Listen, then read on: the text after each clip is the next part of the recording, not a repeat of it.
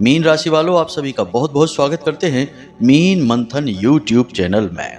बंधुओं, इस पितृ पक्ष में इस एक चीज को अपने घर जरूर लेकर आना, हर हालत में लेकर आना। और यह एक चीज इतनी अधिक शक्तिशाली है कि यह हर प्रकार के भूत प्रेत, टोना टोटका, तंत्र मंत्र या फिर किसी भी प्रकार की नजर और नकारात्मक ऊर्जा को आपके जीवन और आपके घर से कोसों दूर भगा देगी। इस एक चीज के अंदर इतनी अधिक शक्ति है कि जिस इंसान ने इसे अपने जीवन में, अपने घर में लाकर एक बार रख दिया तो समझ लो कि उसका उद्धार निश्चित है। छोटी से छोटी और बड़ी से बड़ी, भयानक से भयानक तांत्रिक क्रिया और भूत प्रेत की शक्तियों की काट है इस एक चीज के अंदर। इस एक चीज के प्रयोग की कुछ विशेष विधि है, नियम है, कुछ संस्कार और सावधानियां भी हैं। जब आप इसे संपूर्ण नियमों के साथ प्रयोग करेंगे तो यह दुनिया की सबसे बड़ी शक्तिशाली महाविद्या बन जाती है। इस महाविद्या के अंदर इतनी अधिक शक्ति है कि यह न केवल आपके जीवन से हर प्रकार की नकारात्मकता को दूर भगा सकती है, बल्कि यह आपके हर एक दुख को दूर करके उसे खुशियों में भी बदल सकती है। जैसे ही आप इसका प्रयोग शुरू करेंगे, पहले दिन से ही आप इसके प्रभाव अपने जीवन में महसूस करेंगे। हम इस बात की आपको 100% गारंटी देते हैं। तो जयकारा बोलो माता रानी का, जगत माई महामाई माँ भद्रकाली की जय बोलो, माता रानी के सांचे दरबार की जय बोलो, पितृ देवताओं की जय बोलो। बंधुओं, संसार में हर इंसान कामयाब होना चाहता है। कामयाब होने के लिए ही दिन रात प्रयास कर रहा है, फिर चाहे कोई छोटा काम करता हो या बड़ा काम। लेकिन मन में तमन्ना तो यही रहती है कि धीरे धीरे काम बड़ा हो जाएगा, व्यापार अच्छा हो जाएगा, नौकरी में पदोन्नति मिल जाएगी और धन आगमन होगा, जीवन सरल हो जाएगा, परिवार की छोटी बड़ी सभी जरूरतें पूरी होने लगेंगी और भविष्य भी सुरक्षित हो जाएगा, सुंदर हो जाएगा। जब जीवन में धन आगमन होता है तो आप सबकी जरूरतें पूरी कर पाते हैं, और जब आप सबकी जरूरतें पूरी करते हैं तो सबके चहेते भी बनकर रहते हैं। अब जो आप पर निर्भर हैं उनकी तो जिम्मेदारी आपके ऊपर है, उनकी जरूरतें तो आपको पूरी करनी ही होंगी।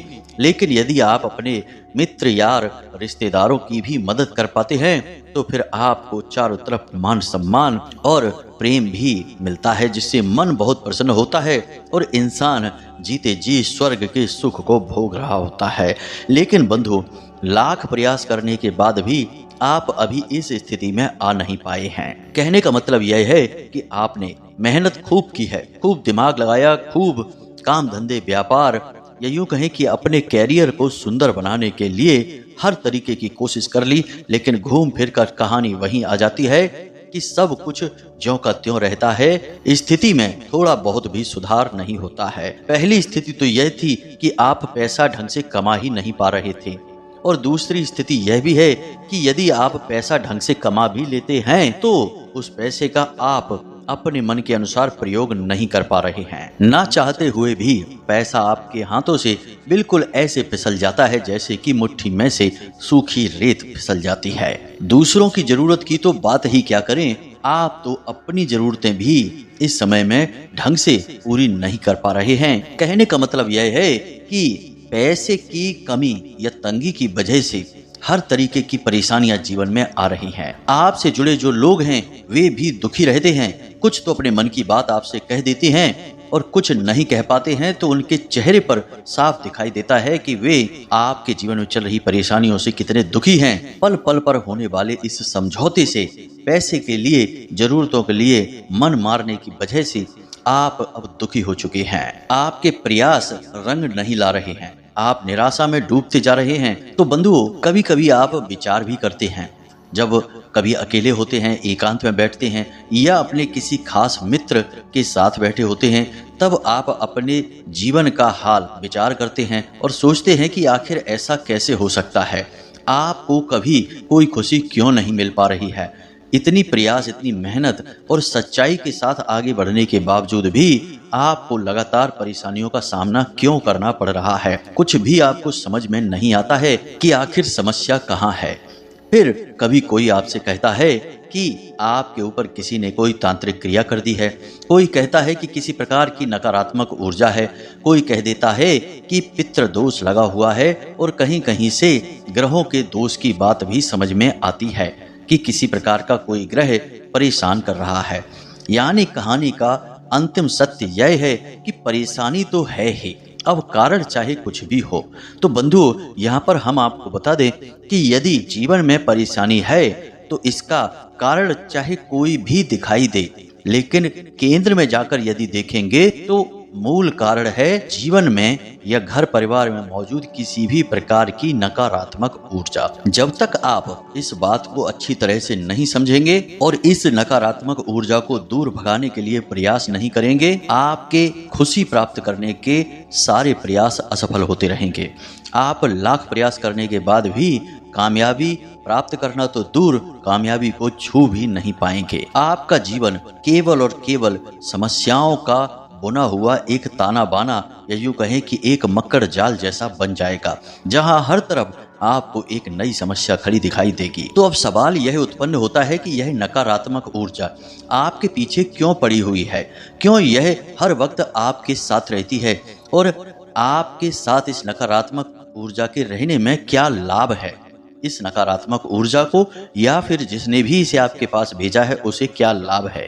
तो बंधुओं, ध्यान से समझिए कि यह नकारात्मक ऊर्जा होती क्या है। सारी बातें आपको शास्त्रवत बता रहे हैं, फिर हम आपको इसका सबसे बड़ा समाधान भी बताएंगे एक चीज के रूप में, जिसे आपको अपने घर में लाकर रखना है, और यह कार्य पितृपक्ष में ही हो सकता है, उसके बाद नहीं। इसलिए हमारी सारी बातों को गंभीरता के साथ सुनना है और अंत तक कार्यक्रम में बने रहना है। तो चलिए बंधुओं, कार्यक्रम को शुरू करें, लेकिन इससे पहले माता रानी को आभार जरूर व्यक्त करेंगे, क्योंकि उनकी कृपा और आदेश के बिना कुछ भी संभव नहीं है, ना ही अच्छा ना ही बुरा।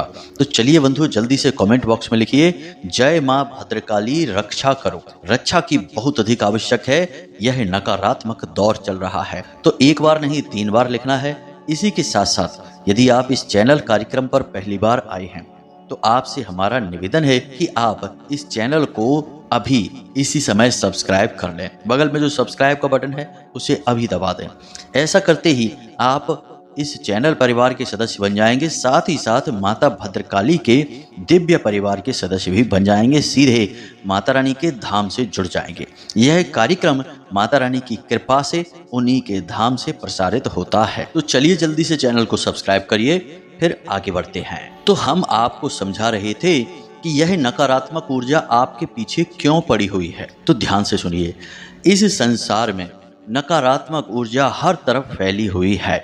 आप यह मत समझना कि नकारात्मक ऊर्जा इस स्थान पर है, इस स्थान पर नहीं है। यहाँ तक कि कई मंदिर और देवालय भी अब इस नकारात्मक ऊर्जा की चपेट में आ चुके हैं। आप कभी सुनते होंगे कि फलाने मंदिर में इस प्रकार का भ्रष्टाचार हो गया, भगवान के जेवर ही चोरी हो गए, या पुजारी ने ही कोई बड़ा घोटाला कर डाला, या फिर मंदिर में ही किसी प्रकार का उल्टा सीधा गोरख धंधा चल रहा था। तो यह सब क्या है? मंदिर तो भगवान का स्थान है, लेकिन वहां पर इस प्रकार के गलत कार्य कैसे हो सकते हैं? तो ये इसलिए हो रहे हैं क्योंकि वह केवल अब मंदिर रह गया है, भगवान का स्थान नहीं। हम सारे मंदिरों की बात नहीं कर रहे, हम उन्हीं मंदिरों की, उन्हीं देवालयों की बात कर रहे हैं जहां पर नकारात्मक ऊर्जा का प्रभाव बढ़ चुका है और वहां से भगवान की सकारात्मक ऊर्जा जा चुकी है। अब उन मंदिरों में केवल गोरख धंधे चल रहे हैं, भ्रष्टाचार चल रहा है। जी हाँ बंधुओं, बात सुनने में भले ही थोड़ी कड़वी है, लेकिन आज के दौर की है, आज के समय की है। कहने का मतलब यह है कि अब नकारात्मक ऊर्जा जो है वह चारों तरफ, हर तरफ फैल चुकी है। अब आपको हर पल प्रयास करना होगा कि इस नकारात्मक ऊर्जा से बचें। पुराना जमाना जो आज से 100-200 साल पुराना था, उस समय का दौर सकारात्मक दौर था। तब लोग एक दूसरे से हमदर्दी करते थे, एक दूसरे की तकलीफ समझते थे, प्रेम से रहते थे। एक दूसरे से जब मिलते थे तो राम राम या जय श्री कृष्णा बोलते थे। लेकिन आज का समय यह है कि अब लोग ईश्वर का नाम लेने में अपने आप को अनपढ़ समझते हैं, पुराने जमाने का दकिया नूसी समझते हैं, और हलो हाय करने को लोग मॉडर्न समझते हैं, पढ़ा लिखा समझते हैं। अब चाहे इस हलो और हाय का उन्हें कोई मतलब ही ना पता हो, लेकिन बोलेंगे यही, राम राम नहीं बोलेंगे, अपने भगवान का नाम नहीं बोलेंगे। यानी कहने का मतलब यह है कि हर जगह से दैवीय शक्तियां समाप्त हो रही हैं या कमजोर पड़ रही हैं और नकारात्मक भूत प्रेत पिशाचों की शक्तियां बढ़ती जा रही हैं। इसीलिए आप अक्सर देखते होंगे कि कैसे कैसे अत्याचार, अनाचार और व्यभिचार की समाचार और खबरें चलती रहती हैं। सोचने पर मजबूर हो जाता है इंसान कि इतना खतरनाक कोई कैसे काम कर सकता है। कहने का मतलब यह है कि अब ना तो नीचता की कोई सीमा रह गई है और ना ही गलत कार्यों की भी कोई सीमा रह गई है। लोग इतने स्वार्थी हो चुके हैं कि अपना मतलब सीधा करने के लिए यदि किसी की जान भी चली जाए तो उन्हें कोई फर्क नहीं है। वे सिर्फ थोड़े से धन के लालच में, थोड़ी सी चीजों के लालच में किसी की जान के साथ भी खिलवाड़ करने को तैयार रहते हैं और यह उन्होंने बिजनेस बना रखा है, व्यापार बना रखा है। यानी कहने का मतलब यह है कि चौतरफा हर तरफ से आप हर समय नकारात्मकता से घिरे हुए हैं। अब आपको लगातार प्रयास करना होगा इस नकारात्मकता से पीछा छुड़ाने का। थोड़े बहुत प्रयासों से कुछ भी नहीं हो सकता, क्योंकि थोड़े बहुत प्रयास इस भीषण नकारात्मक वातावरण में काम ही नहीं करते हैं। इसीलिए अब छोटे मोटे उपाय, छोटी मोटी पूजा पाठ से कोई फर्क ही समझ में नहीं आता है। तो कहने का मतलब यह है कि अब यदि आपको इस नकारात्मक ऊर्जा से मतलब हमारा है किसी भी प्रकार की नकारात्मक ऊर्जा, फिर चाहे वह तंत्र मंत्र किसी ने आपके ऊपर किया हो, चाहे किसी ने आपको भयंकर नजर लगा रखी हो, चाहे किसी ने आपका किसी भी प्रकार का बंधन कर रखा है, आपके काम धंधे व्यापार का, घर का, शरीर का, कुछ भी, चाहे भूत प्रेत ही क्यों ना हो, हर प्रकार की ऊर्जा नकारात्मक ऊर्जा ही है जो आपके जीवन में केवल परेशानियां उत्पन्न करने के लिए आई है। तो अब हर प्रकार की नकारात्मक ऊर्जा से मुक्ति प्राप्त करने के लिए आपको विशेष, बड़ा और कठिन प्रयास करना होगा। अगर आप कर सकते हैं तो बहुत अच्छी बात है, नहीं कर सकते हैं तो कोई बात नहीं है, फिर तो जीवन में जो चल रहा है वैसा चलता ही रहेगा। यदि आप कर सकते हैं तो जीवन बदलेगा, 100% बदलेगा, हम इस बात की गारंटी देते हैं। बंधु, हमने कई प्रकार के प्रयासों से कई लोगों के जीवन में चमत्कारी परिवर्तन देखे हैं। जी हाँ बंधुओं, यह हम नहीं कह रहे, माता रानी की कृपा और आदेश के माध्यम से जो हमने बताया है उसको हम माता रानी की कृपा ही मानकर चलते हैं कि स्वयं माता रानी ने ही यह किया है कि उनके जीवन में बड़े बड़े बदलाव आए हैं। एक सज्जन थे, श्रीमान थे, जिनके ऊपर बहुत बड़ा कर्जा हो चुका था, व्यापार बिल्कुल ठप हो चुका था और वे लगभग पूरी तरह से डूब चुके थे, बर्बाद हो गए थे और मन बना चुके थे कि अब जीवन जीने का कोई फायदा नहीं है, अब केवल इसका विनाश यानी इसका अंत करना होगा। अब हम कहना नहीं चाहते हैं, ऐसे खतरनाक कार्य के बारे में उन्होंने मन में विचार पक्का कर लिया था। फिर जब वे हमसे मिले तो हमने उन्हें एक बहुत ही अच्छा और शक्तिशाली भोले बाबा से जुड़ा हुआ उपाय बताया और 5 सोमवार उस उपाय को करने के लिए बोला। और यकीन मानिए कि उन्होंने उस उपाय को पूरे भाव से किया भी, क्योंकि जो इंसान अधिक तकलीफ में होता है उसके दिल से जो पुकार निकलती है उसे भगवान जरूर सुनते हैं, क्योंकि वह बहुत ही गहराइयों से, दिल की अंतिम गहराई से भगवान को पुकारता है, भगवान को ही सब कुछ मान बैठता है। संसार से तो वह दुखी हो ही चुका है। तो जब उन्होंने उस उपाय को किया तो 5 सोमवार उपाय करने के बाद भी कुछ खास फर्क समझ में तो नहीं आया, लेकिन जैसे ही 15-20 दिन और ऊपर हुए तो उन्हें एकदम से परिवर्तन महसूस हुआ। यानी उनके व्यापार में अचानक से उछाल आ गया और एकदम से उनकी आमदनी बढ़ने लगी। चमत्कारी ढंग से उनके पास नए नए ऑफर आने लगे और उन्हें तरह तरह की व्यापार में सुविधाएं और मदद प्राप्त होने लगी और धीरे धीरे उनका कर्जा भी चुक गया और आज वे बहुत सुखी जीवन जी रहे हैं और भोले बाबा के पक्के भक्त बन चुके हैं। इसी प्रकार एक माताजी थी, उनका बड़ा बेटा बहुत अधिक शराब पीता था, हद से ज्यादा शराब पीता था और अपना जीवन बर्बाद कर रहा था। स्थिति यह थी कि वह घर की चीजें ले जा कर बेच कर भी शराब पी जाता था। तो इतनी अधिक शराब पीने के बाद उनके जीवन में बहुत बर्बादी आ गई। माताजी बहुत दुखी रहती थी। उन्होंने हमसे संपर्क किया तो हमने उनको भैरव बाबा का एक शक्तिशाली उपाय बताया। उस उपाय को करने मात्र से एक बार में ही उनके बेटे की शराब छूट गई। हुआ कुछ ऐसा कि शराब पीकर वह कहीं जा रहा था। एक छोटी सी दुर्घटना हुई जिसमें उसका पैर टूट गया और जैसे ही उसका पैर टूटा तो वह बेहोश हो गया। और जब वह बेहोश हुआ तो जब होश में आया तो उसने बताया कि उसे बेहोशी की हालत में ही एक बहुत शक्तिशाली काली परछाई दिखाई दी और उस काली परछाई ने उसे सख्त आदेश दिया कि आज के बाद तुम्हें शराब नहीं पीनी है, चाहे कुछ भी हो जाए। और उस काली परछाई की बात का उसके ऊपर इतना गहरा प्रभाव हुआ कि उसके बाद जब वह ठीक हो गया तो उसने बिल्कुल नाम मात्र को शराब नहीं पी। उस दिन से लेके आज तक एक बूंद भी शराब की उसने छुई नहीं है। तो वे माता जी बहुत अधिक प्रसन्न हैं और वे भैरव बाबा की सच्ची भक्त बन चुकी हैं और उनका बड़ा बेटा भी भक्त बन चुका है। तो कहने का मतलब यह है कि उपाय कार्य तो करते हैं, लेकिन आपको इन उपायों को करने में मेहनत करनी पड़ती है और मन में श्रद्धा और भाव भी रखना पड़ता है। अब आप कोरी श्रद्धा, झूठी श्रद्धा और मन में अविश्वास लेकर घूम रहे हैं कि अरे कुछ नहीं होता इन सब चीज़ों से, ये तो फालतू की बातें हैं, काम करो, मेहनत करो, उसी से कामयाबी मिलती है। तो भाई काम और मेहनत तो सभी कर रहे हैं, कोई हाथ पर हाथ रखकर नहीं बैठा है, लेकिन क्या सभी कामयाब हैं? नहीं भाई, ऐसे नहीं होता है। तो अब इन सब बातों को बताने के पीछे हमारा आपका मकसद यही है कि हम जो आपको अब बताने जा रहे हैं उन बातों की गहराइयों को समझें और एक एक करके सारी बातों को अपने जीवन में पूरी श्रद्धा और भाव के साथ उतारें। जब आप सारे कार्य विस्तृत तरीके से करेंगे और सही नियम और संस्कार के साथ करेंगे, खास तौर से मन में श्रद्धा भाव रखते हुए, तो निश्चित तौर पर आपके जीवन में धन का आगमन होगा, सुख और वैभव का आगमन होगा, देवताओं का आगमन होगा। जी हाँ बंधुओं, तो ध्यान से सुनिए, हम आपको धीरे धीरे एक एक करके कुछ बातें बताएंगे, फिर अंत में उस एक चीज़ के बारे में बताएंगे। तो सबसे पहले आपको क्या करना है कि अपने घर के मुख्य दरवाजे के सामने यदि कोई भारी चीज़ है तो उसे तुरंत हटवा दें। यानी कोई गाड़ी अगर पार्क रहती है तो उसे हटवा दें, या फिर वहाँ पर कोई गड्ढा है, कचरा डला रहता है, या किसी प्रकार की कोई टंकी है, कुछ भी ऐसा जो आपके घर के दरवाजे के ठीक सामने है उसे हटवा दें। दूसरा कि आप जब अपने घर में प्रवेश करते हैं तो उसके ठीक सामने यदि कोई शीशा लगा हुआ है तो उसे भी तुरंत हटा दें। ये 2 काम आप करें। तीसरा, अपने घर के मुख्य दरवाजे की अच्छी तरह से सफाई कर दें और रोज़ सुबह शाम जल का सिंचन करें। साथ ही साथ रोज़ शाम के समय एक दीपक वहाँ अवश्य जलाएं प्रदोष काल में, यह बहुत ही अनिवार्य है। इसी के साथ साथ आप अपने घर के मुख्य दरवाजे पर बाईं ओर अंदर की ओर एक लक्ष्मी कलश जरूर स्थापित करें।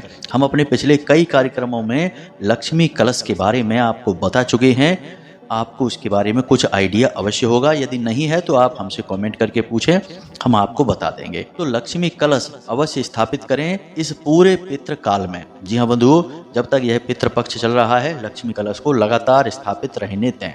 अब कुछ और छोटे छोटे जरूरी कार्य हैं। पहला कार्य यह है कि अपने घर के मुख्य दरवाजे पर एक तोरण अवश्य बांधें। तोरण बांधने के लिए आपको 3 प्रकार के पत्तों की आवश्यकता है। सबसे पहले आम का पत्ता, फिर अशोक का पत्ता और तीसरा पीपल का पत्ता। जी हाँ बंधुओं, इन 3 पत्तों की तोरण आप बांधें। तोरण बहुत अधिक शक्तिशाली होती है, इसे बंदरवार भी कहते हैं। यह बहुत अधिक शक्तिशाली है नकारात्मक ऊर्जाओं से बचाव के लिए। इसी के साथ साथ अपने घर के मुख्य दरवाजे के दोनों तरफ पंचशूलक भी अवश्य लगवा लें।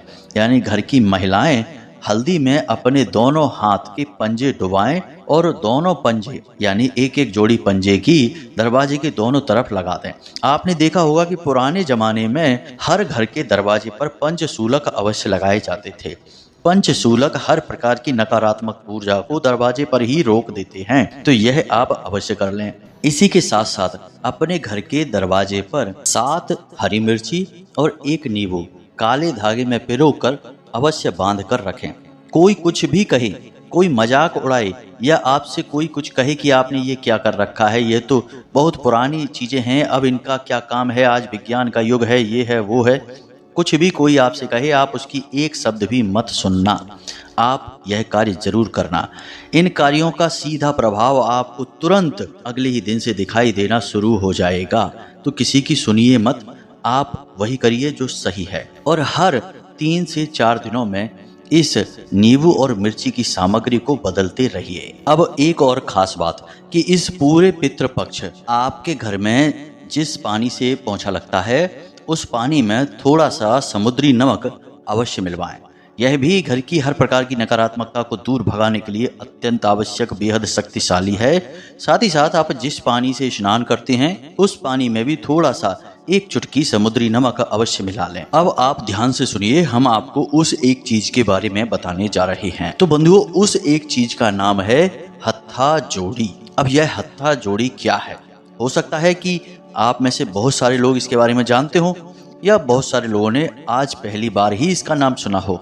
तो हत्था जोड़ी असल में एक पौधा होता है, उसकी जड़ में पाया जाता है, यानी यह प्राकृतिक है, एक जड़ी है। और जड़ी का तंत्र विद्या में और पूजा पाठ में विशेष महत्व होता है। अब हत्था जोड़ी के विशेष गुण क्या हैं, इसे ध्यान से समझिए। सबसे पहला गुण है कि किसी भी प्रकार की नकारात्मक ऊर्जा को तुरंत काट देना, उसे वहीं रोक देना। दूसरा गुण है कि माता लक्ष्मी को चुंबक की तरह आकर्षित करना, यानी कि कहीं से भी हो, कैसे भी हो, किसी भी हालत में हो, आपको बड़े बड़े धन लाभ होंगे ही होंगे, हर हालत में होंगे। तो दो सबसे बड़े लाभ हैं और यही तो आपको इस समय चाहिए कि आपके ऊपर से परेशानियों का जो दौर है वह समाप्त हो जाए और आपको धन आगमन होने लगे।